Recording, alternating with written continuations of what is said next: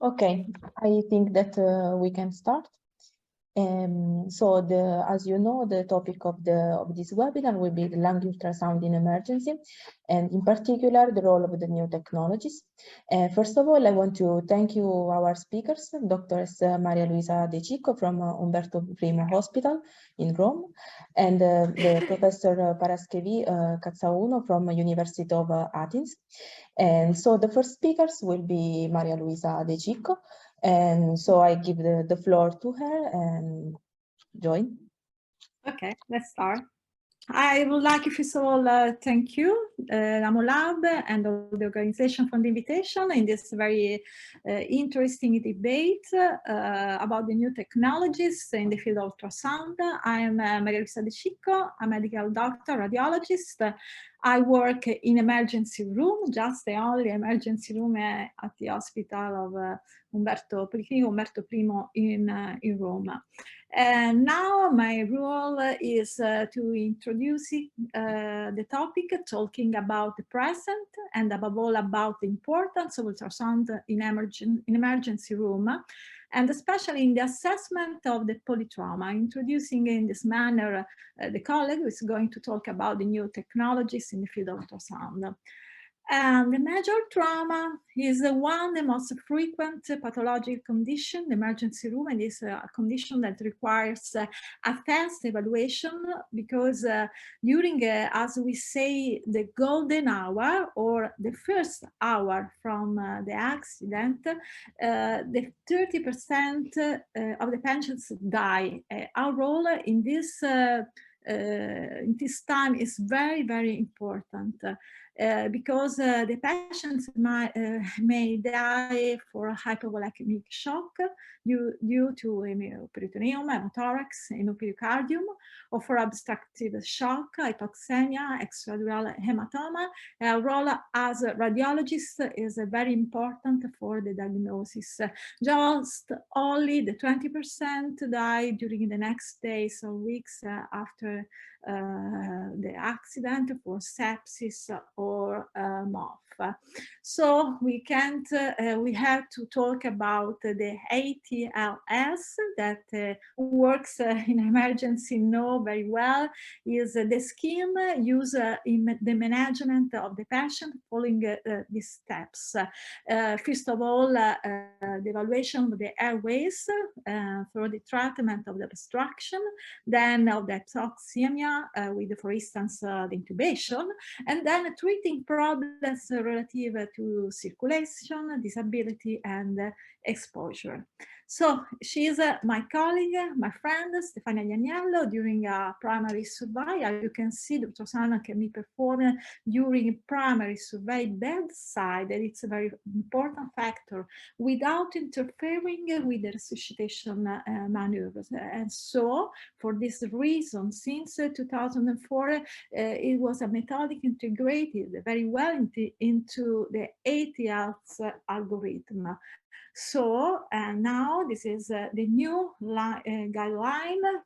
You can see the ultrasonic files inserted in the second step for the evaluation of pneumothorax and pelvic effusion, and the third step inside the circulation with the aim to evaluate the hemoperitoneum and hemopericardium. So EFAS is introduced in ATLS. So our role as a radiologist is very, very important because we give very important information during a primary survey. And above all, now it's possible to evaluate thoracic trauma because is more than 10% of high energy trauma has problem inside the thorax, and the most of them die for tension, pneumothorax in 5% of major trauma, or for massive hemothorax or traumatic injuries of thoracic aorta. So our aim is to see to diagnose the tension pneumothorax, because it must be treated in emergency room. We can't wait the CT for the diagnosis. So you have to consider this scheme. We divide the patient in stable patient and a stable patient.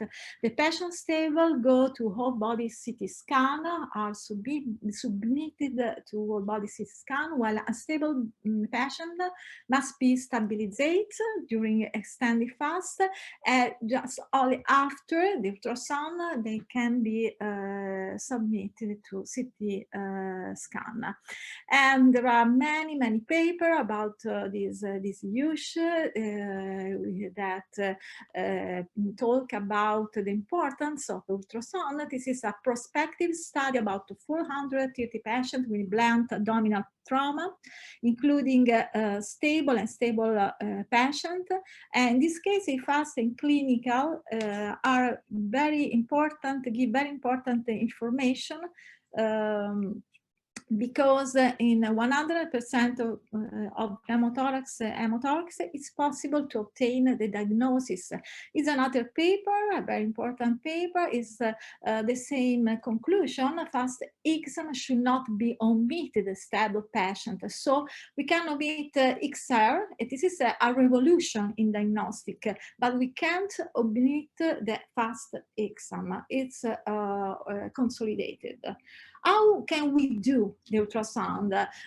We evaluate the abdomen and then the thorax. The abdomen, because we are looking for hemoperitoneum, free fluid in the peritoneal cavity, and then hemopericardium, fluid in the pericardial space, and then we evaluate the thorax. We aim to evaluate the pneumothorax and hemothorax.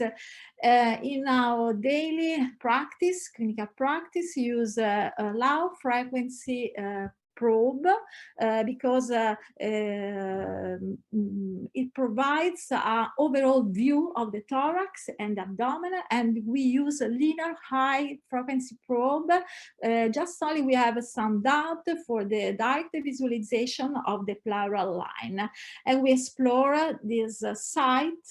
The methodic is very tight. We have to explore the subxiphoid region and the left abdominal region, the left, and the Douglas cavity. And some example to show you. You explore the subxiphoid region to see the heart. How you can see there is a pericardial effusion with a compression on the right wall in this case. So we can evaluate the filling of the vasa, because during the inspiration we have a negative pressure in the thorax with an increasing of the negative pressure and the venous secretory in the right atrium, with the consequently transitory increasing of the diameter of the vena cava. So we can diagnostic hypovolemia in patient of the primary survey. While exploring the right side, we can see the liver, the right kidney, and the Morrison space, the space between liver and right kidney for evaluate effusion, just like in this example. While in the left side scan, we can see the spleen, the left kidney, how we can say this is a very common condition, an effusion around the spleen. Also, we don't see the lesion directly. We can see there is some problem. We indicate this important information to the surgery. And then the Douglas cavity, you see a effusion in a woman. So it's a sign of hemoperitoneum. So it's important, this kind of evaluation, because if the effusion is in 3 spaces, the laparotomy is needed. There is no other parameter that you can have evaluate. So it's a very important information for the patient. Like the pleural effusion, you can see there are some formula that predict the volume of the effusion pleuric, the pleuric effusion that is very important to indicate the necessity of drainage. And of course, we can't say if there is a bleeding. The TAC with a medium, contrast medium, can say if there is a bleeding. We can suspect it when the hemochrom is low and where there is a very massive effusion. So it's a suspect that must be validated with CT. How about the limits of a FAST? The ultrasound can't evaluate the retroperitoneum, the organ lesions, because there is no condition that permit accurate evaluation, the bowel, the diaphragm. So I said, can say if there is acute bleeding and it's not indicated for the grading of organ lesions that must be done with CT scanning a second time. And in other words, false negative are diffusion in the retroperitoneum, can be due to the high BMI and when the FAST is too early, while the false positive can be when there is a sheathous ovulation, and PFOLs are urine, bile, and intestinal contents. So how we can do the FAST? We explore the thorax from the parasternal line. We move our probe on the lateral side, following the intercostal space. It's a very fast exam, requires about 1 minute, for all the exam.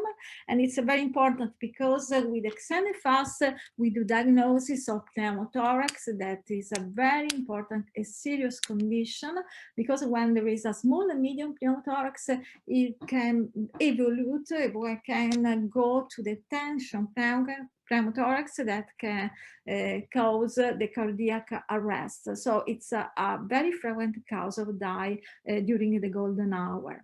You have to consider that the patients are on the supine position, so there is an anterior, and when it's very massive, its distribution is on the lateral side.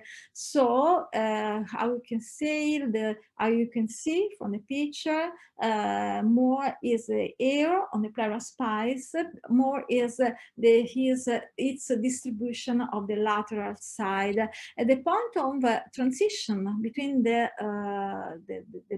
lung and the cavity air with the air is said is the lung point. This is an example of a lung point. This is on ultrasound. You can see on your right side the sliding pleura. It's a pleura normal because the lung is on the wall of the chest. Instead, on the left side, you can see a frozen pleura because in this side there is air. So this is the sign of the pneumothorax. It is a very important sign because it has a specificity of 100% for the diagnosis of pneumothorax, and it can permit us, allows us to quantify the extension for pneumothorax, because if there is a mild pneumothorax, if the lung point is on the parasternal line, moderate pneumothorax is on the axillary line, is massive when the lung point is on the lateral, very lateral side.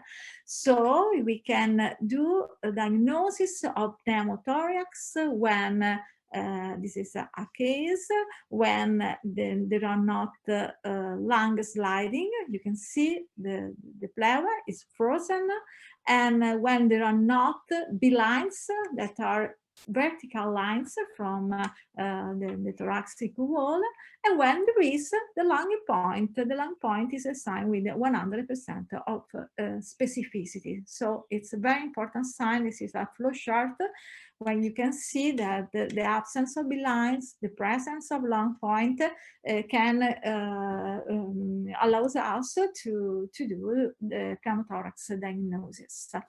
I present you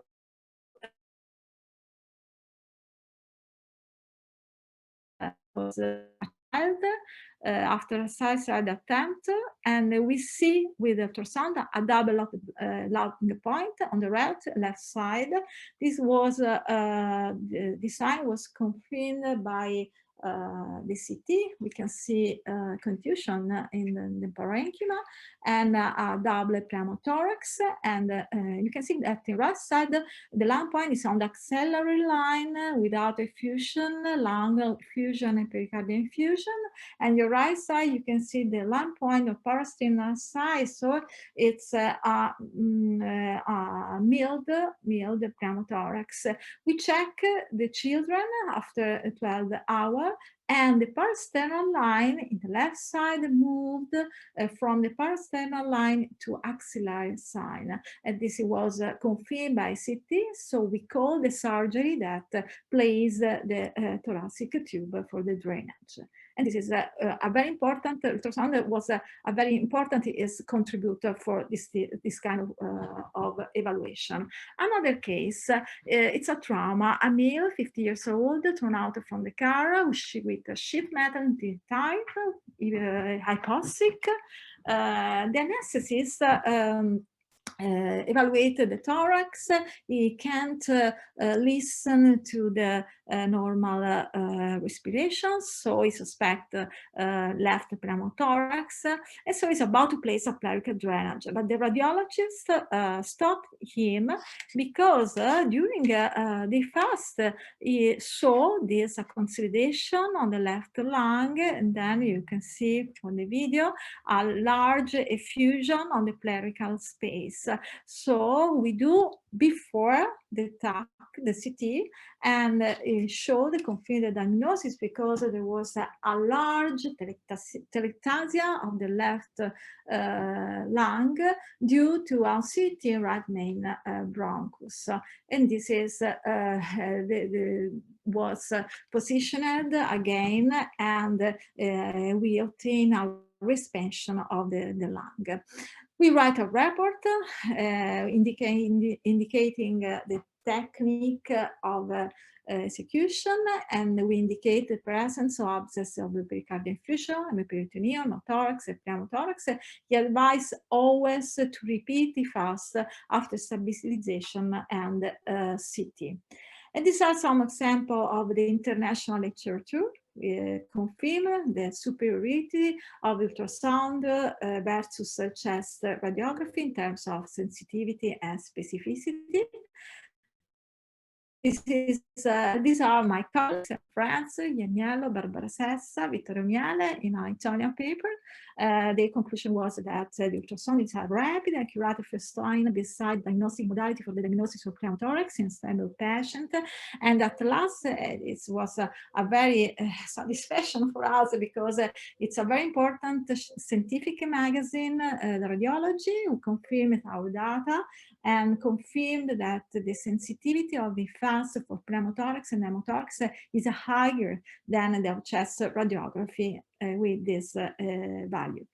And so we have to talk about our pandemic and the role of the ultrasound, because the ultrasound in these years had a very important role in the evaluation of this patient because the ultrasound helped us to select the patient and distinguish who need hospital recovery.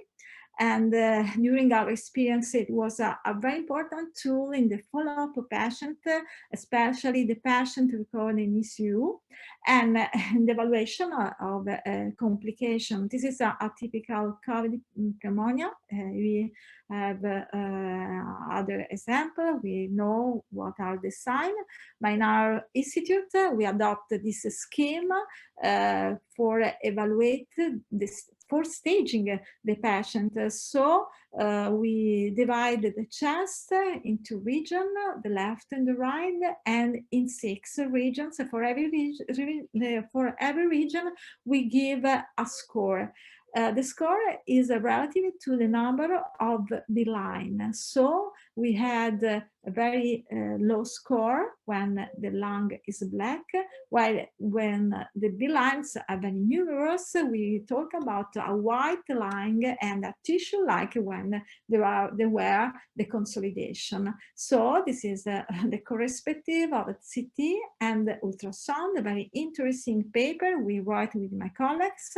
So we can see A line when the normal lung, you can see horizontal line, while the B line were not confluent. So you can see here vertical line, there was an interstitial pneumonia, mild interstitial pneumonia, while when we saw a confluent line or consolidation area, we talk about a very important frank interstitial syndrome. It was our very satisfaction to see that all patients were staging and were monitoring very, very efficiently with our colleagues. It's a very important tool in emergency and in urgency medicine because as an accurate rule-out is a methodic, as we know, very available, fast, repeatable, excellent, can be performed the best side. It's very important for us who work in emergency, and it's an important factor that it has a very rapid and learning cure. And with this slide, I thank you for your patience and your attention. Okay, so thank you, Doctoress. I don't know if someone has got some question. Otherwise, we can go on and give the floor to Professor Paraskevi Katsaounou. I don't know if I said well your name. It's fine. Actually, I just wanted to make a comment or a question. I don't know, in Italy, this is fast, which is very important that you're doing in the emergency. Is it something that you are doing it regular? I mean, in many hospitals, or it's something that you have started like a research? There is a problem with the connection. I understand the question about ultrasound. You want to know if there is some research? No. If this program, the eFast that you're doing in the emergency room, is it something you do it regular in many hospitals, or is a research work or whatever? No, we do in our everyday clinical practice. I work in emergency room. Every polytraumatic patient are submitted to a fast with our colleagues, cooperate to have information, but it's our daily, everyday practice.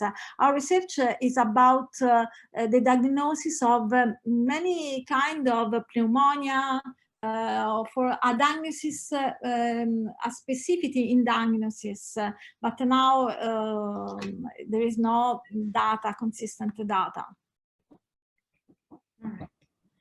Okay, congratulations. It's very important, very useful. Thank you.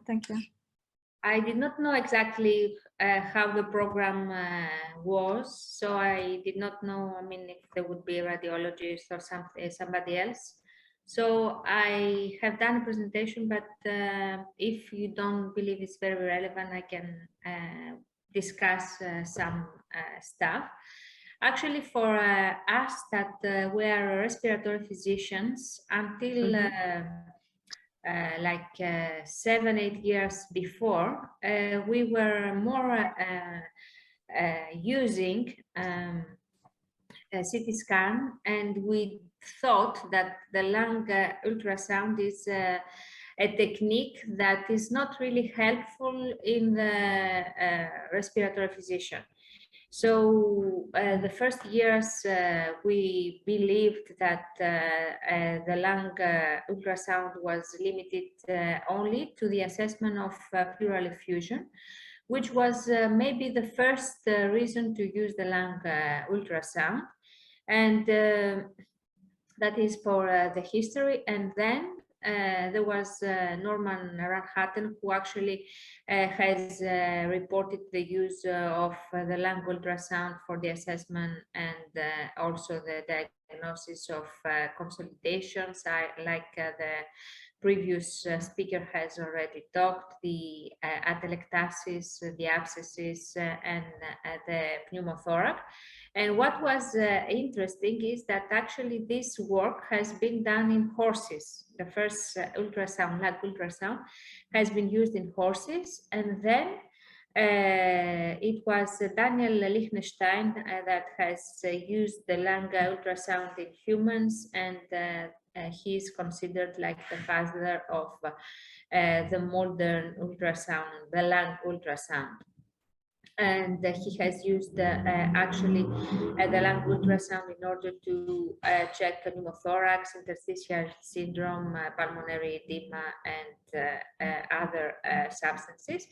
And the first recommendations that have been published about the point of care lung ultrasound were published in the 2012, which actually is like 12 years ago. Since then, this is this first paper, and since then it's only 10 years, but actually the increase of usage of lung ultrasound and the extension of the use is really tremendous, and we really used it much. So I think that we don't need to talk about the sound characteristics, which actually are very familiar to all of you, and mainly to the radiologist, about the wavelength, the period, and the properties, which are the acoustic impedance, the reflection, the refraction, and the diffraction. And this is, I did not know that it would be a radiologist, so I just explain what are these features. So we are actually, we can use either a linear transducer or a curvilinear transducer. It's both of us, both of the two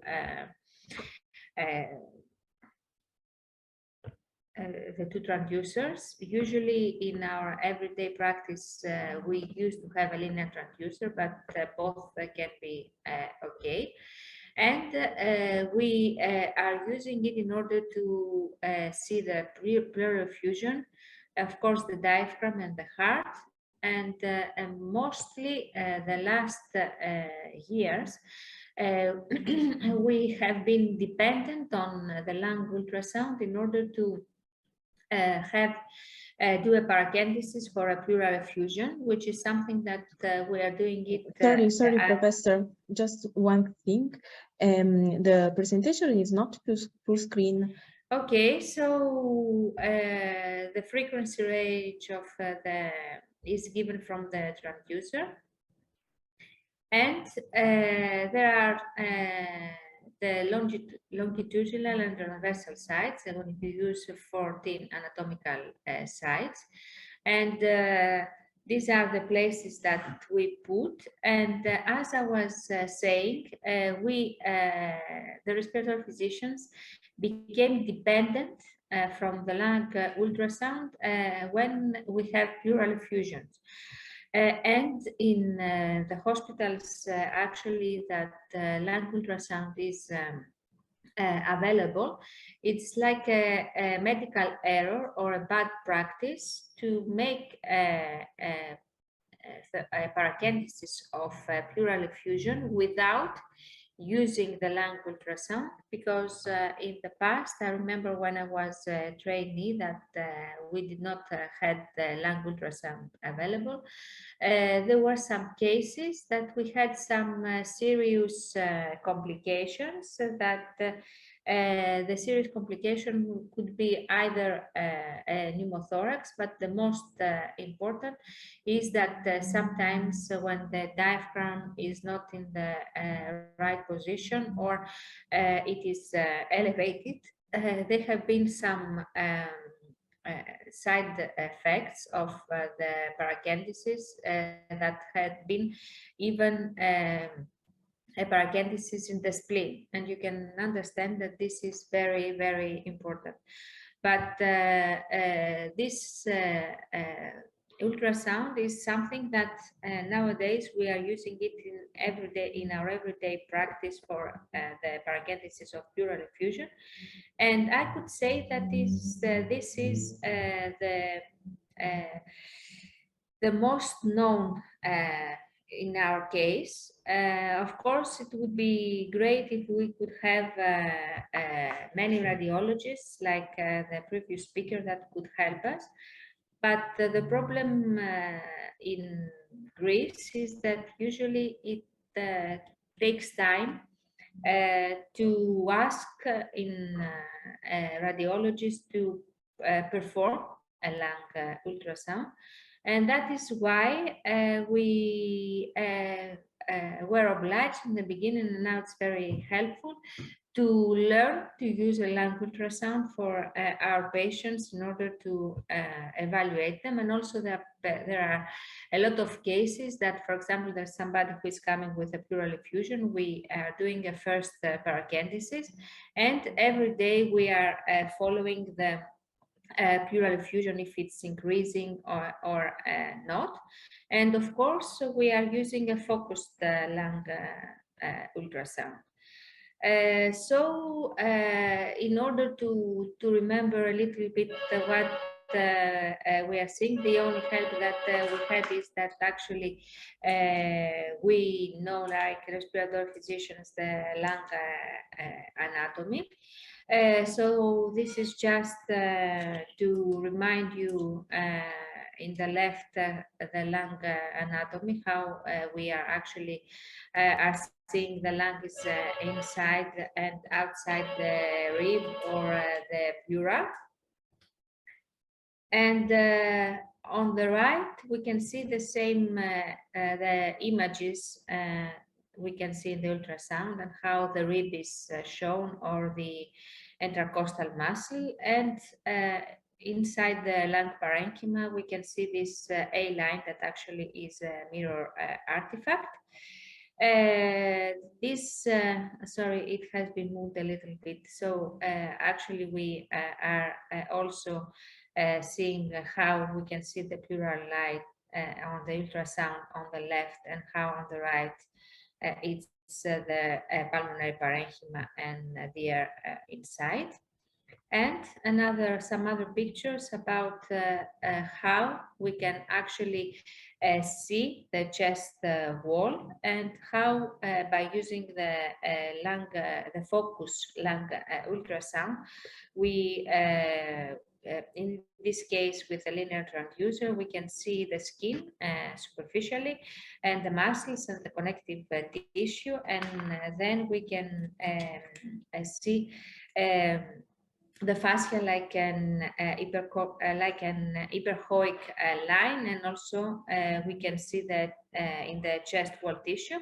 And then we can see the two ribs that are actually aligning the intercostal space that are visible as two curves, hyperoid horizontal lines. There are also some other signs that we are seeing. One is the lung sliding, that actually is seen like a subtle and right horizontal movement of the pleural line. And this one is in synchrony with the respiratory cycle, and though we can indicate a slight movement of the visceral pleura against the parietal pleura. And the lung sliding is due to the up and down movement of the lung, which is synchronized with the piston-like respiratory movements of the diaphragm. And okay,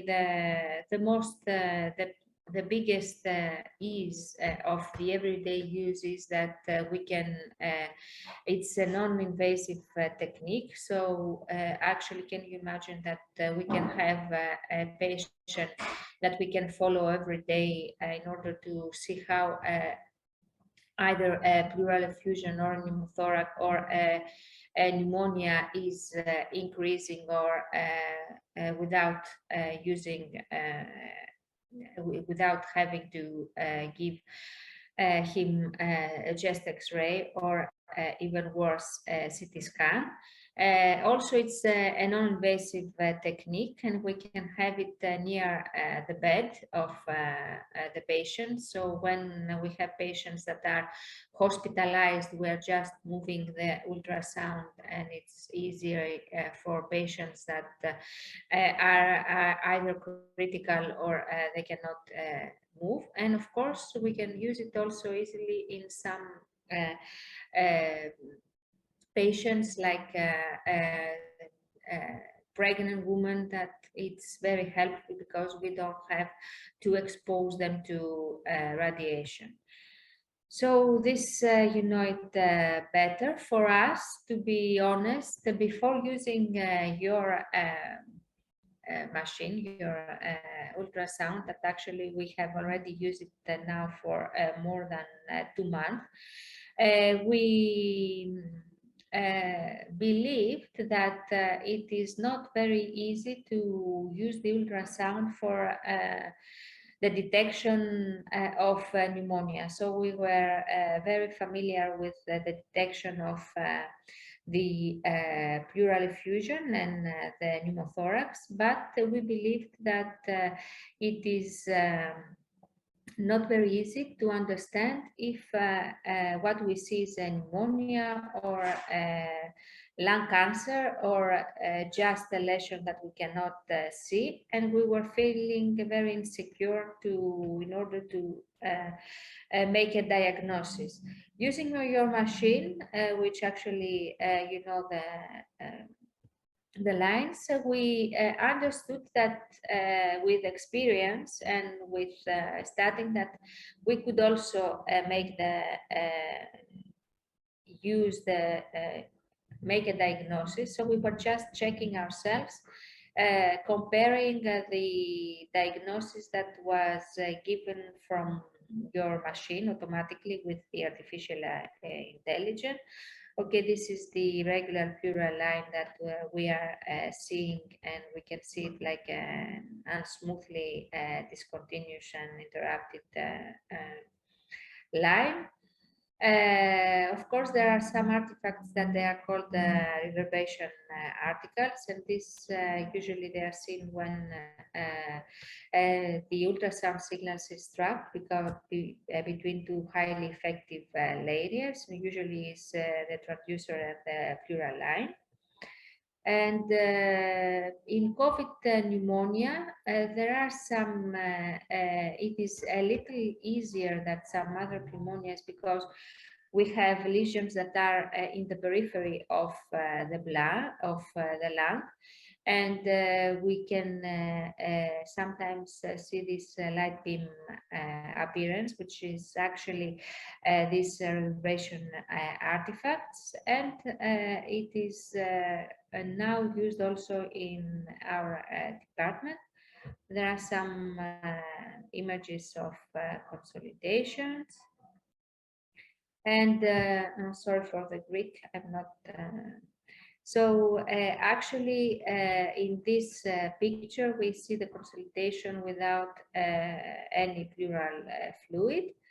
And this is a very nice picture where we can see the pleural effusion, and you can see that the liver is just down the lung, many pleural effusions. This is a picture that for us is because the pleural effusion is very easy to make a paracentesis when the effusion is free. But when the effusion comes with an infection and pneumonia, and you leave it after some days, what you can see is that there are many diaphragms.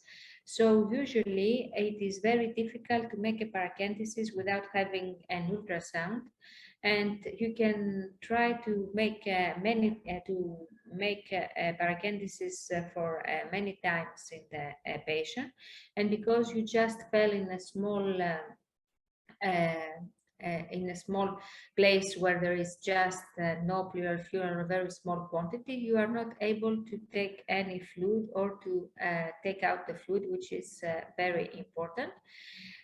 So usually when we see this picture with the ultrasound, we are trying to focus on the region where there is much fluid and where there is not a little fluid, but it's also a sign that the pneumonia is a complicated pneumonia. So when we are taking out some fluid, except from checking if it's by the protein levels, if it's what kind of fluid it is, so we can understand if it's a fluid that is from a pneumonia or a cardiac or from the heart, from a heart failure, or from an effusion that is coming with lung cancer, and we are sending it for the controlling, and maybe sometimes we can even make the diagnosis of a cancer and the form of the cancer from the paracentesis. When we are seeing that the pH of the pleural fluid is low, we understand that this is a pleural effusion that is an pneumonia that is complicated, and this is very important because we have to try to take out as much as the fluid, because it can accelerate and become an empyema, and an empyema is a condition that is actually also may cause a big mortality. And the last thing that we are doing, and actually it's in the literature for the last more than 10 years, is that we can rinse some fibrolytics inside the pleural effusion, so that the diaphragms are disappearing and they are melting. And after this, we have more homogeneous regions with pleural effusions that we can take the fluid out, and so we can help our patient. Although in this case we can give antibiotics intravenously that are very effective, these antibiotics cannot actually reach these areas if they are with these diaphragms, and this is something that can actually, if we cannot find any way to take out all the fluid, can lead the patient to have surgery, and this surgery of course can cause high mortality. So actually I believe that all the patients although in the beginning we thought that the lung ultrasound is something that is not really useful in every aspect of the respiratory physician, but just in some limited cases, I believe that we can use it in our everyday practice. The problem is that it is something that for us needs a lot of training, because we are not radiologists, and the ultrasound is more difficult, I mean, for us than understanding a CT scan or a chest X-ray.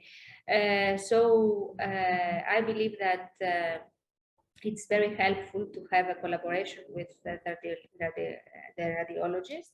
And of course, I believe that this start that you have done with the diagnosis and the artificial intelligence of for COVID pneumonia could be increased and could be extended in helping doctors in other also diseases. And you could make, I believe, I suggest that you can use this artificial intelligence in order to help respiratory physicians in more diseases of the lung. Okay, these are just of the artifacts we can see, and I will not take more of your time, because these are something that you know better than me. I just wanted to tell you by ending that this correlation is very useful, and we have used it in Greece. So we have a team of medical doctors and nurses that every summer we are visiting the Greek islands, and the reason is that we have many Greek islands that are small, and because they are small, they don't have medical facilities. There are no hospitals, there are just a doctor that is doing 1 year of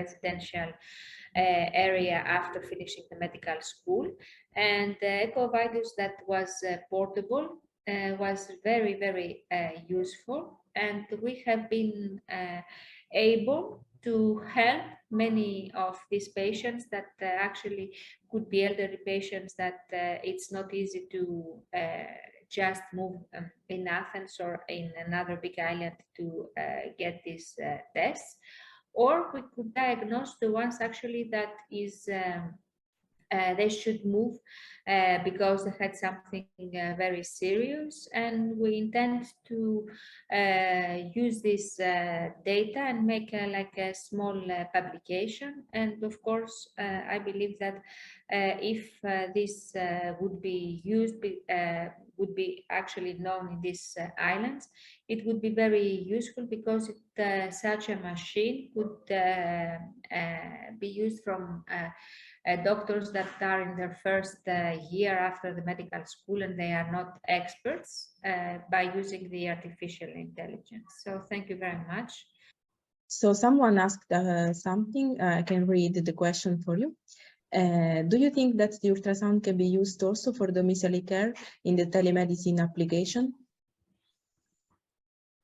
Okay, I believe that the ultrasound, I mean, even if you are using an ultrasound that has an artificial intelligence, which is actually very important for medical doctors that are not radiologists, and it's very useful to do it, you have to have a training. I mean, yeah. The radiologist can say it better. It's very important where and how to put the probe. So it is not, you know, somebody who has not done as training cannot really use it very easily, even if there is artificial intelligence. But what, for example, can be done is you are in an island or anywhere in a place where there is a medical doctor that has no big experience, has a first training, and is sending you the pictures or to a radiologist that is more experienced, and it can be used from for telemedicine, of course, but it needs a period of familiarization and of training, even if he will not be the one to do the final diagnosis.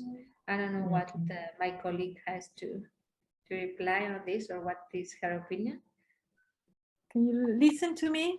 Yeah. Yes. Yeah. I compliments for the presentation. I would like to ask you, in your opinion, which is now the rule of XR, which is the king of the lung in our field. But I think that in a fusion, in a plurical fusion, the ultrasound is for many aspects superior to XR. It's important. You agree with me? Yes, I agree that it's very useful, and maybe more from just a CT scan. Just that with a CT scan, you can have a general opinion of how much it is, or if it's actually compressing parts, and it's helpful. But yes, for the pleural fusion, we are really happy only with the ultrasound. In emergency, the XR is the king and the queen is ultrasound, but I hope that the queen is, so I hope that the technologies help us in this evolution. I'm very faithful of this. There is another question for both the speaker. Do you think that guided scanning more than the ultrasound can be useful for those medical doctors who do not have big experience in the ultrasound? Yeah, I think that we have discussed a little. Yes, it can be useful, and I think that of course the first 1-2 times you need to familiarize yourself, but if you learn the basics and then you do some training, you can build on this, and it's very helpful, because only the doctor has actually all the clinical parameters and information for the patient, and is following and seeing the patient every day, so he can see small or big differences that actually could lead to a decision that is very important. So even in the best hospitals where there is a collaboration with radiologists, you know, you write in a paper, I mean, a short history, but you cannot transfer all the knowledge if you have a patient that you, I mean, follow him for days or weeks or whatever. Yeah, I agree. Okay, so just for do some conclusion, I want to show you a little presentation about AMOLAB. So do you see my screen? Yes. Okay, so just to refer all the professor's speech, AMOLAB is a spin-off of the National Council of Research in Italy, and the aim of this spin-off is in this topic to support the medical community. But why? Because our aim is just to know when there is some pneumonia disease, so overcome all the technique, as you say, the X-ray, CT that are more invasive, expensive, and time-consuming.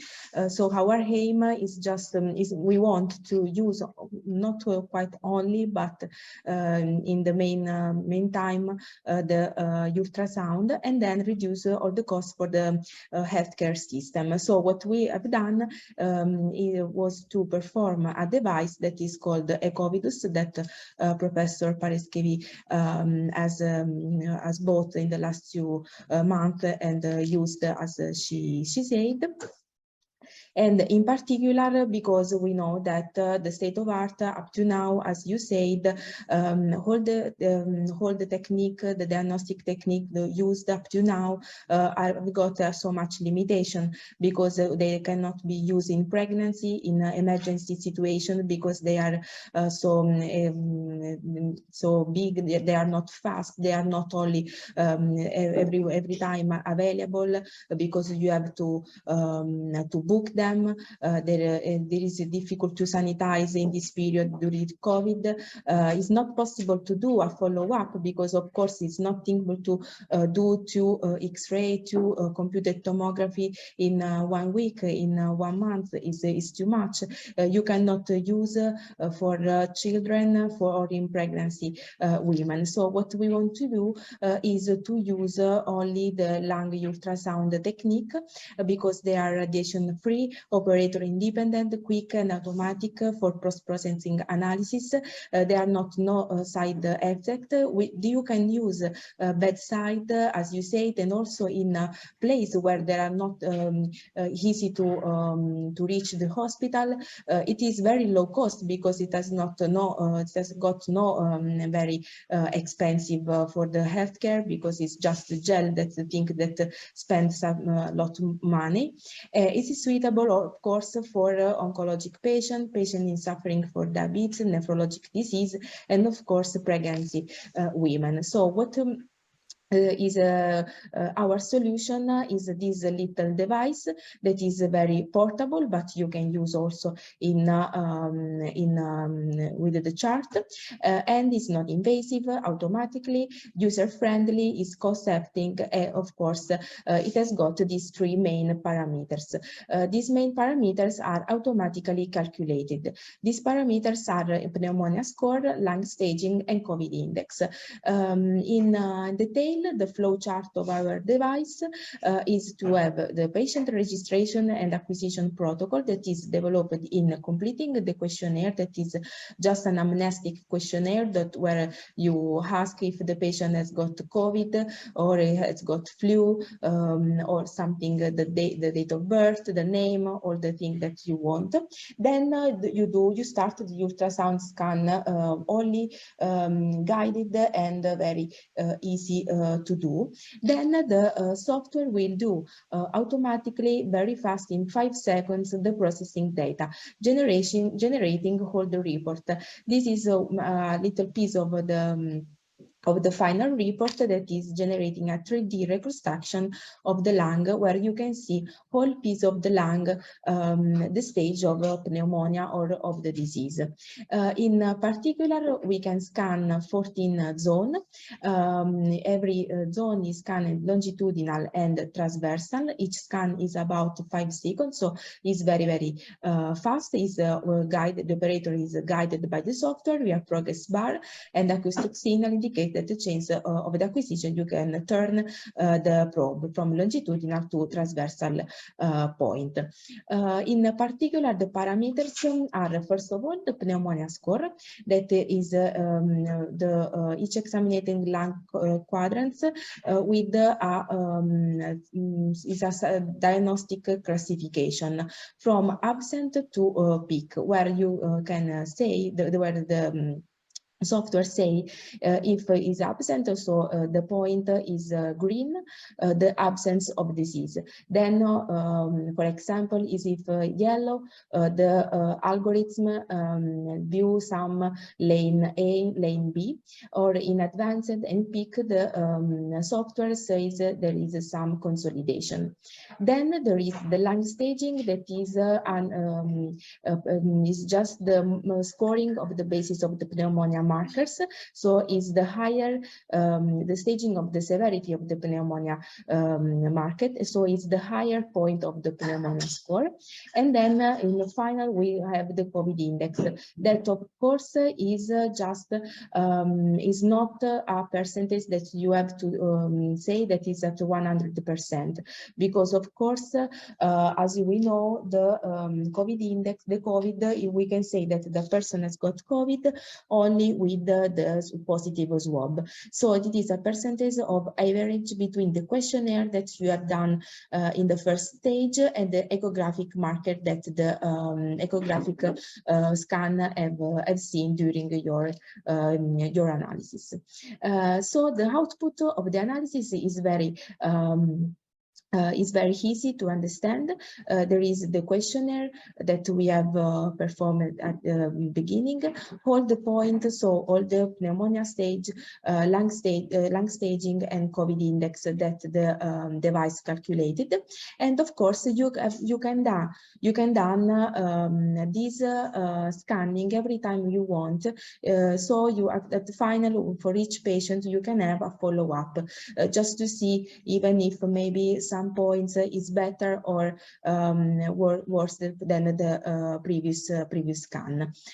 So it's important to say, just for us, that we don't have any competitor on the market, because no one can do the automatic calculation of pneumonia staging. And our device is based on a multicentric clinical trial study of publication that is done between 3 main hospitals. One is in Rome, that is Spallanzani Hospital, the San Matteo Hospital in Pavia, and of course the Emergency and Admission Department of the Health in Lecce, and of course the CNR, National Council of Lecce, where we are now. So this is our full team. And we want to thank you, first of all, for your attention for this brief presentation, and of course for joining us today in our webinar. So I thank, of course, our speakers, and if someone has got some question, here we are.